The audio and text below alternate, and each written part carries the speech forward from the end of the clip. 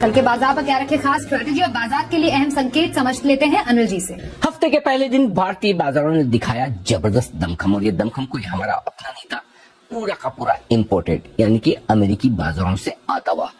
Economic आंकड़ों के दम पर अमेरिकी बाजारों में शुक्रवार को जबरदस्त तेजी का माहौल देखने को मिला और डाउ 700 अंक उछलकर दिन की ऊंचाइयों पर जाकर बंद हुआ, किसी की भी उम्मीद से कहीं बेहतर। और सुबह से डाउ फ्यूचर्स भी हल्के फुल्के ही सही हरे निशान में 50 से 75 पॉइंट ऊपर ट्रेड करते हुए दिख रहे थे। इसका असर भारतीय बाजारों पर पड़ा।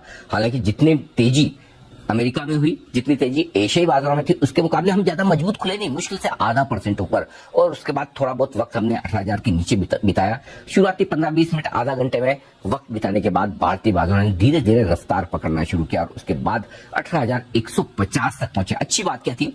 अच्छी बात थी आज की क्लोजिंग 18,101 पर लगभग 250 पॉइंट के आसपास की तेजी के साथ भारतीय बाजार बंद होते दिखे, तो बड़े दिनों बाद एक अच्छा उछाल दिखा। बैंक निफ्टी भी मजबूती के साथ 42,500 के ऊपर 42,600 के बेहद करीब जाकर बंद हुआ।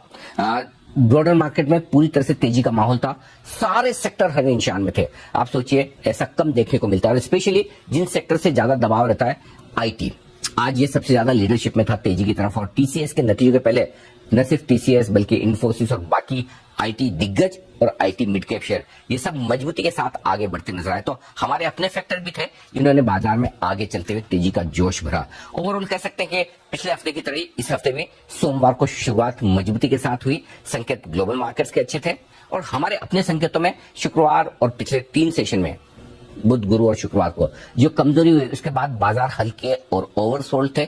एक रिकवरी के लिए कोई ट्रिगर की तलाश थी। ट्रेडिंग रेंज के लोअर एंड पर 17,800 पर पहुंच चुके थे।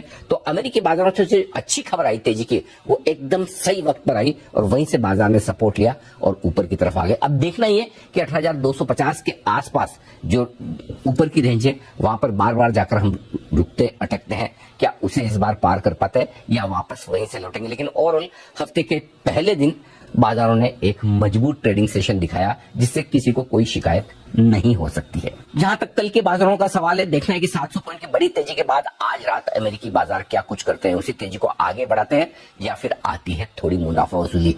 हमारे बाजारों के बंद होने के वक्त 3:30 बजे अमेरिकी फ्यूचर्स से 85 पॉइंट ऊपर और नैस्डैक फ्यूचर्स में थी 50 अंकों की मजबूती। देखते हैं कल सुबह किस तरह के संकेत डाउ फ्यूचर से मिलते हैं डाउ के आज रात के प्रदर्शन के बाद। आज के सेशन में जो कुछ भी मजबूती बनी उसमें एफआईएस का कितना योगदान था और रिटेल ने क्या कुछ किया, ये आंकड़े देखने इंटरेस्टिंग हो गए। और साथ ही जो ओवरसोल्ड मार्केट कल थे वो अब कितने ओवरसोल्ड बचे या कहीं ओवरबॉट होने की तरफ तो नहीं बढ़ रहे, तो कुछ डेटा वायदा कर मार्केट देखने में बड़े इंटरेस्टिंग हो गए। अब आइए सपोर्ट के लिए आज से 17,950 18,000 कल के लिए ये निफ्टी पर मजबूत सपोर्ट का काम करेगा और ऊपरी स्तरों पर 18,200 18,250 की रेंज होगी। अब कल के सेशन में जो सबसे इंपॉर्टेंट होगा, ग्लोबल संकेतों के अलावा हमारे अपने ट्रिगर्स, और अपने ट्रिगर्स आते दिखेंगे टीसीएस के नतीजों से। टीसीएस के नतीजों के बाद टीसीएस और बाकी आईटी दिग्गज और पूरा सेक्टर किस तरह का प्रदर्शन करता है, ये भी बाजार के मूड माहौल को डिसाइड करने का काम करेगा। जहां तक बैंक निफ्टी का सवाल है, आपके लिए संकेत साफ है। 42,200 से 42,400 की रेंज आपके लिए सपोर्ट का काम करेगी और ऊपरी स्तरों पर 42,700 से लेकर 42,900 की रेंज हल्की फुल्की रुकावट का काम करेगी। इस रेंज के किसी एक तरफ बाहर निकलने पर बैंक निफ्टी में भी आप बड़ा मुंह आते ही देख सकते हैं। कल भी आपको ढेर सारे ट्रिगर्स के साथ बाजार की ट्रेडिंग सेशन की करनी है शुरुआत।